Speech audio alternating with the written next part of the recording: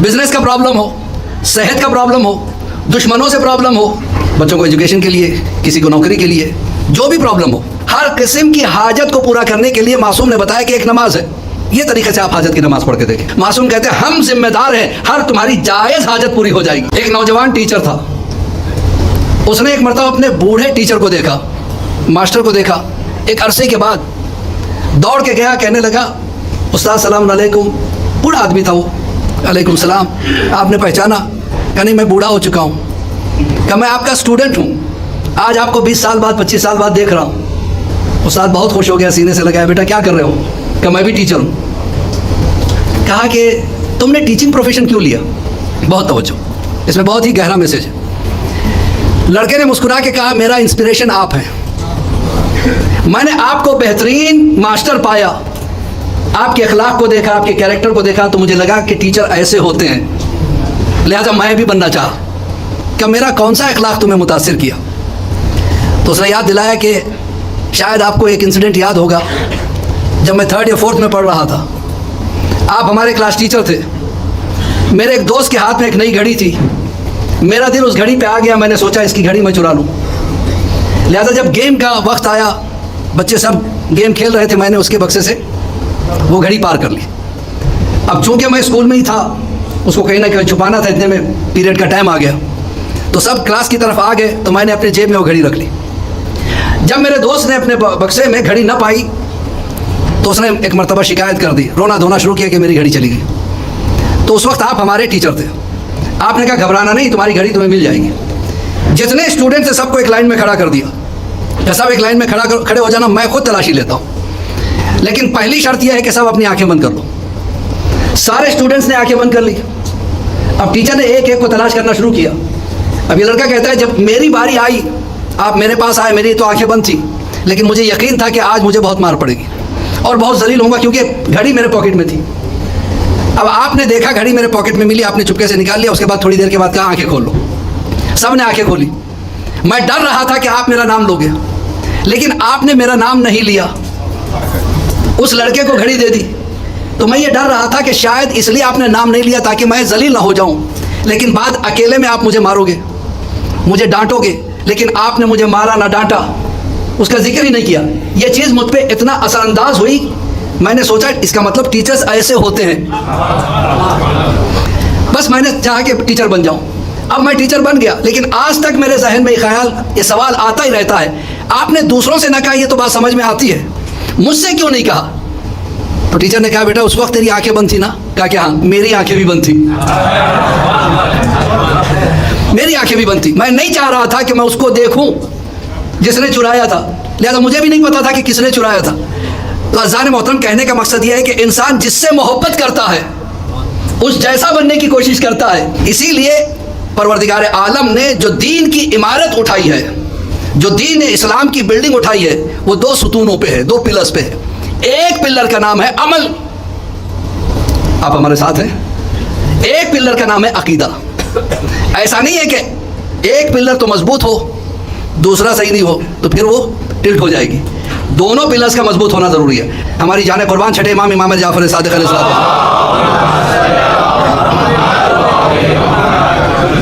एक जाने वाला पहुंचा इमाम के पास, देखिए कैसे कैसे हमारे इमाम हैं। मौला हज करने की बड़ी तमन्ना है, लेकिन इस्तिताअत नहीं है। क्या तुम पे हज वाजिब नहीं है?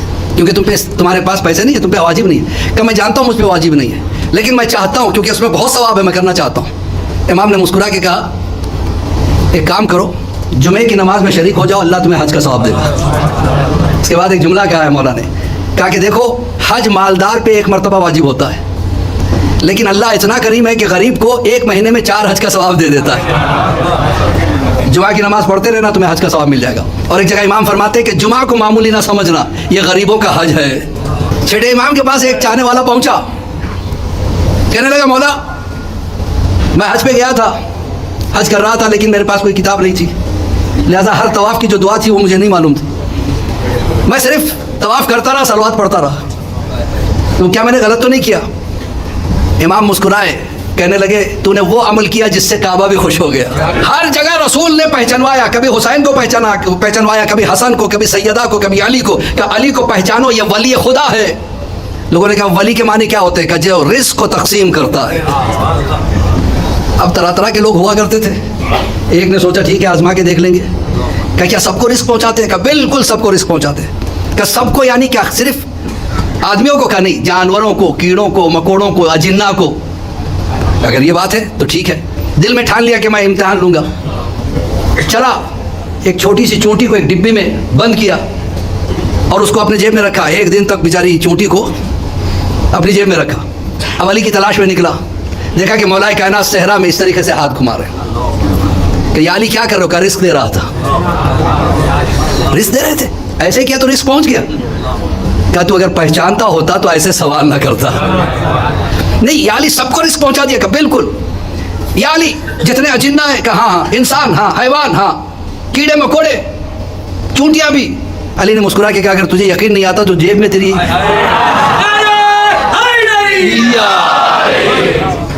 जो तेरी जेब में डिबिया खोल के देख ले। अब जो खोल के देखा तो उसके मुंह में भी दाना। कहा या अली ये अंदर और आप बाहर, डिबिया छोटी, आप इतने बड़े, ये गए कैसे? ग़िज़ा पहुंची कैसे? कि हम ऐसे ही ग़िज़ा पहुंचा देते हैं जैसे मौत इंसान के पास आती है। एक सलवात पढ़े बर मोहम्मद व आले मोहम्मद।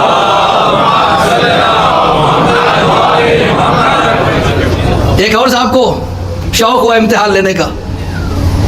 हाथ में एक किसी चीज़ का दाना लेके आए, भुट्टा या कोई चीज़। कहने लगे या अली ये भुट्टे का दाना है मसलन। कहाँ मैं देख रहा हूँ। ये किसके नसीब में आपने लिखा है? मौला ने देखा सामने खजूर के पेड़ पे एक चील बैठी हुई है। तो मैंने उसके नसीब में लिखा है। इसे कहते हैं अथॉरिटी। हाथ में उसके है, हाथ में उसके, अली के हाथ में नहीं है, उसके हाथ में है। कहा मैंने इस पर उस चील का नाम लिखा है। कहा अगर ये बात है तो लीजिए मैं खा लेता हूँ। इसने अपने मुंह में डाल लिया। जैसे मुंह में डाला छींक आई, दाना गिरा, चील आई लेके उड़ गई। क्या देखो वली खुदा पे कभी शक ना करना, ये वली की जिम्मेदारी है। ग़िज़ा पहुंचाता है। जनाब सुलेमान पैगंबर, हुकूमत कितनी बड़ी थी जनाब सुलेमान के पास। इंसानों पे हुकूमत, अजिन्ना पे हुकूमत, जानवरों पे हुकूमत, चरिंद परिंद सब पे हुकूमत। इतना बड़ा बादशाह एक मर्तबा कहता है परवरदिगार आज मेरा दिल चाहता है कि मैं एक वक्त का खाना सबको खिलाऊं। अल्लाह ने कहा सुलेमान ये तुम्हारा काम नहीं है, तुम नबी हो वली नहीं हो। क्या कह रहा हूँ मैं? ये वली की जिम्मेदारी है। कि मालिक वली तो ज़िंदगी भर खिलाता है, मैं एक वक्त का खिलाना चाहता हूँ। क्या अगर बात ऐसी है तो शौक़ पूरा करके देखो। कि मेरे पास सब कुछ तो है, मैं कोशिश करता हूँ। ऐलान कर दिया जितने चरिंद परिंद लोग अजिन्ना जितने हैं सब समंदर के किनारे आ जाए। समंदर के किनारे आ गए। जिन्नातों से कहा कि तुम खाना बनाओ। जिन्नातों की ताकत तो आप जानते हैं इंसान से बहुत ज़्यादा होती है। जिन्नात खाना बनाने लगे, लोग सब तैयारियों में लग गए। इतनी बड़ी दुनिया की सबसे बड़ी दावत का इंतज़ाम हो रहा है। इतने में एक मछली दरिया से निकली और मुंह खोल दिया। लोगों ने कहा ये क्या है? अजिन्ना ने पूछा क्या मामला है, क्यों मुंह खोल दिए? क्या मुझे भूख लगी है। कह रहे सब्र कर, अभी खाना बन रहा है, अभी आ रहे हैं लोग। कहने मुझे इसी वक्त खाना चाहिए, इसी वक्त चाहिए। आए शिकायत लेके, या नबी अल्लाह ये अजीब ज़िद्दी मछली है, इतना बड़ा मुंह खोली है, कहती है कि इसी वक्त खाना चाहिए। कहा ठीक है उसे खिला दो। अब पूरा खाना उसके मुंह में डाला जाने लगा। इधर पक रहा था, डाला जा रहा था, पक रहा था, डाला जा रहा था, पक रहा था। अब लोग परेशान हो गए। कहा इसी तरीके से अगर देते रहे तो ये अकेली खा के चली जाएगी, दूसरों तक मिलेगा भी नहीं। एक मरतबा जनाबे सुलेमान परेशान हो गए। कहने लगे क्या बात है, तेरा पेट नहीं भर रहा है? क्या अभी मेरा एक लुकमा भी पूरा नहीं हुआ? क्या पूरा खाना खत्म हो रहा है, तेरा लुकमा पूरा नहीं हुआ? कहा मेरा अल्लाह ने बहुत बड़ा पेट बनाया है, आपकी ताकत नहीं है कि मेरे पेट को भर सके। अब जनाबे सुलेमान परेशान हो गए, परवरदिगार ये क्या? क्या मैंने पहले ही कहा था ये तुम्हारा काम नहीं है। क्या इसका पेट भरेगा कैसे? मछली से कहा कि तुझे शर्म नहीं आती, सारा खाना खा जाएगी। क्या तुम्हारे में और उसमें यही फर्क है, तुम मांगने पे पूरा नहीं कर पाते, वो बगैर मांगे के पूरा कर देता है। परवरदिगार अब इज्जत रख ले। कहा कि कागज़ पे एक आयत लिख दो, बिस्मिल्लाहिर्रहमानिर्रहीम। मछली के मुंह में डाल दिया, वो डकारती हुई चली गई। तो कहा परवरदिगार इस एक आयत में इतना बड़ा असर, क्या जाहिर सी बात है इसमें बे भी है।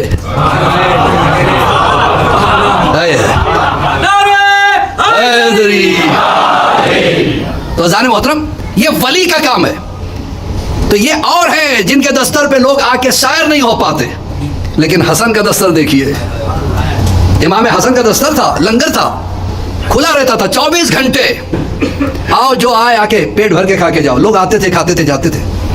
एक मिस्कीन कहीं से आ गया, आते आते उसने रास्ते में एक गार के पास देखा कि एक कमज़ोर सा आदमी बैठा हुआ है, अल्लाह की इबादत कर रहा है, सूखी रोटी को तोड़ने की कोशिश कर रहा है। तो कहने लगा कि मैं तो ये सोच के तुम्हारे पास आया था कि कुछ मांग लूँ, क्योंकि मैं भूखा हूँ।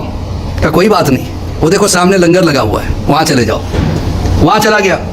जाने के बाद अब उसके सामने जब दस्तरखान आया, एक रोटी खाता, एक छुपाता, एक लुकमा खाता, एक लुकमा छुपाता, एक फल खाता, एक फल छुपाता। इमाम हसन की निगाह पड़ी, क्या कर रहे हो? जितना खाना है खाओ, ये छुपा क्यों रहे हो? कहा कि मैंने ऐसे इंसान को देखा जिसके पास सूखी रोटी है, वो भी इतनी सख्त कि वो तोड़ भी नहीं सकता। मैं चाहता हूँ उस तक की ग़िज़ा पहुँचाऊँ। इमाम हसन ने कहा तूने पहचाना नहीं, वो मेरा बाबा है, वो मेरा बाबा है। कहा आपके बाबा और ऐसी ज़िंदगी? कहा कि हाँ, हम अपने दस्तर से कभी पेट भर के नहीं खाते, हम दूसरों को खिलाने के लिए आए हैं। ये है आइडियल, ये है इस्लाम को अगर समझना है तो इनसे लीजिए। जो इनसे इस्लाम लेता है वो कामयाब होकर निकलता है, जो इधर उधर से इस्लाम लेके आता है उसमें दाइश जैसे पैदा हो जाते हैं। इखलाक कितना प्यारा। इमाम हसन ने बताया कि इखलाक क्या होना चाहिए। सुना हुआ वाक़या है, शाम से एक शख्स आया, जैसे इमाम हसन को देखा, इमाम हसन को जसाब के साथ बैठे हुए उल्टी सीधी बातें करने लगा, गलत गलत बातें करने लगा। इमाम खामोश रहे, लेकिन असहाब जो बैठे थे उनसे बर्दाश्त नहीं हुआ कि मौला इजाज़त दीजिए, अभी इसका सर कलम करते हैं। कि ये मेरा और उसका मामला है, तुम सब्र करो। वो बोलता रहा, मौला सुनते रहे, बोलता रहा। जब बोलते बोलते थक गया, कहने लगा आप कुछ नहीं बोलोगे? कि मैं क्या बोलूँ तुझे, क्योंकि मैं जानता हूँ तू कौन है, तुझे पता नहीं कि मैं कौन हूँ, लिहाजा तू बोलता जा रहा है। बहरहाल तू मेरा मेहमान है। अल्लाहु अकबर। लगता है तू भूखा है, क्या इसके लिए खाने का इंतजाम करो। बेहतरीन से बेहतरीन खाना दिया गया। क्या तेरे लिबास बोसीदा हो गए, बेहतरीन से बेहतरीन लिबास दिया गया, क्या इसको पहन ले। अब वो शर्मिंदा होता रहा, तब मैं तो ऐसे कह रहा था, लेकिन इनके यहाँ ये आता है, ये सखावत है। अब उसके बाद कहा क्या, शर्मिंदगी से उठा के अच्छा मुझे इजाज़त दीजिए। क्या तेरे पास सवारी नहीं है, मेरी सवारी ले जा। जब ये सुना तो कदमों पे गिर गया, हाथों को जोड़ के कहा अब तक जो मैं सुनता चला आया था आपके लिए, आपका मैं बदतरीन दुश्मन बन गया था, लेकिन अब जो मैंने देखा है तो इस वक्त मैं आपका बेहतरीन चाहने वाला बन गया हूँ। कि मौला मैंने इतना सब कुछ कह दिया, लेकिन आपने कुछ नहीं कहा। कि बर्तन में जो होता है वही उबलता है। तेरे दिल में जो था तूने जाहिर किया, हमारे दिल में जो है हम जाहिर करते हैं। यह है इखलाक। तो इनके चाहने वालों को कैसा होना चाहिए? आइडियल इनको रखिए। इखलाक हो तो हसन जैसा, शुजात हो तो अच्छा, सारी चीज़ें अल्लाह ने इनमें रख दी। जिस मैदान क्या उस मैदान के आइडल बना लो। शुजात पसंद है तो शुजात में ये है, इबादत पसंद है तो इबादत में ये है, सखावत पसंद है तो सखावत में ये है, मोहब्बत पसंद है तो मोहब्बत में ये है। याद रखिएगा, हम किसी से कोई गिला शिकवा नहीं रखते। हमारी दोस्ती अहले बैत के लिए है, हमारी दुश्मनी अहले बैत के लिए है। हम अगर किसी पे सलवात पढ़ते हैं तो इनकी मोहब्बत में, किसी पे लानत करते हैं तो इन्हीं की मोहब्बत में। लोग फ़र्क दिखाने की कोशिश करते हैं। हसन और हुसैन में फ़र्क था। हसन ने सुलह की, हुसैन ने जंग की। देखिए एक छोटी सी मिसाल आपके सामने पेश कर दूं ताकि बच्चे भी समझ जाए। हसन ने सुलह क्यों की, हुसैन ने जंग क्यों की? वहाँ सुलह की ज़रूरत थी, यहाँ जंग की ज़रूरत है, शायद नहीं पहुँचा सका। एक बीमार डॉक्टर के पास पहुँचा, कहा मैं बीमार हूँ। डॉक्टर ने दवा लिख दी, वो दवा खाता रहा 1 साल 2 साल 4 साल 5 साल। उसने कहा नहीं अब दूसरे डॉक्टर के पास जाऊँगा। दूसरे डॉक्टर ने तशखीस की, उसने कहा कि अभी ऑपरेशन की ज़रूरत है।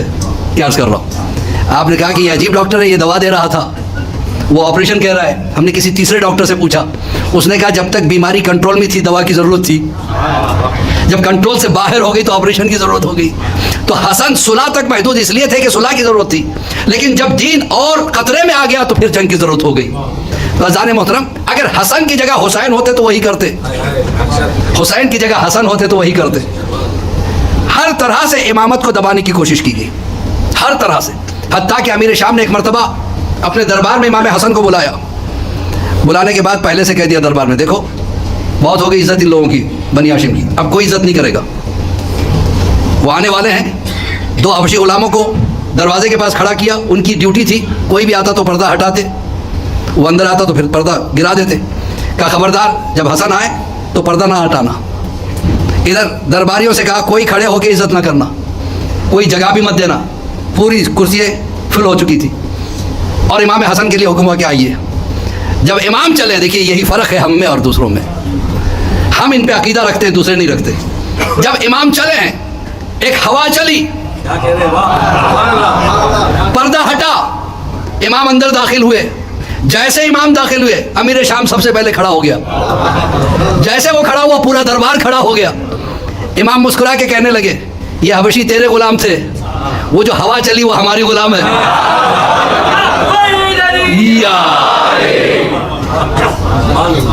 वो जो हवा चली वो हमारी गुलाम थी। इज्जत देने वाला तू कौन होता है? वो जिसे इज्जत देता है उसकी इज्जत कोई घटा नहीं सकता, और वो जिसकी इज्जत निकालना चाहता है उसकी इज्जत कोई बढ़ा नहीं सकता। अब ये हुआ कि थोड़ी देर परेशान हो गया, कहने लगा आओ मेरे बराबर में बैठ जाओ। अपनी बराबर में सीट दे दी। जब इमाम हसन चले, क्या तू सोच रहा होगा उस वक्त हवा चली थी, अब भी कहना अपने गुलामों से पर्दा ना हटाए।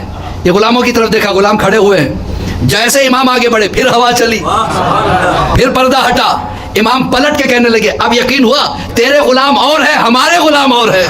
सलवात पढ़े पर मोहम्मद व आले मोहम्मद। अब क्या किया? नतीजा यह हुआ कि हसद जहाँ बढ़ जाता है इंसान का तो इंसान कुछ भी कर सकता है। देखिए, हसद, गीबत ये ऐसी बीमारी है जिससे बहुत दूर रहना है। लेकिन अक्सर और बेशतर अच्छे खासे पढ़े लिखे लोग भी इसमें मुब्तला हो जाते हैं। अच्छे खासे पढ़े लिखे लोग। जनाब मूसा एक मरतबा एक सहरा से गुजर रहे थे, रास्ते में भूख लगी। क्या खाने के लिए क्या मिलेगा? देखा कि सामने एक चरवाहा बैठा हुआ था जो बकरियां चरा रहा था। क्या तेरे पास खाने के लिए कुछ है? क्या नहीं, मेरे पास कुछ है तो नहीं, लेकिन पैदा कर सकता हूँ। क्या तू पैदा करेगा? कहा बिल्कुल पैदा करूंगा। क्या अच्छा कैसे? मैं देखना चाहता हूँ। उसने अपना आसा उठाया, एक पत्थर पे मारा, पत्थर दो टुकड़े हुआ, एक से दूध निकला, एक से शहद निकला। क्या खाइए? जनाब मूसा परेशान हो गए, फौरन तूर पे पहुंचे। परवरदिगार ये क्या है? ये करामत इसमें कैसे? ये ना नबी ना रसूल।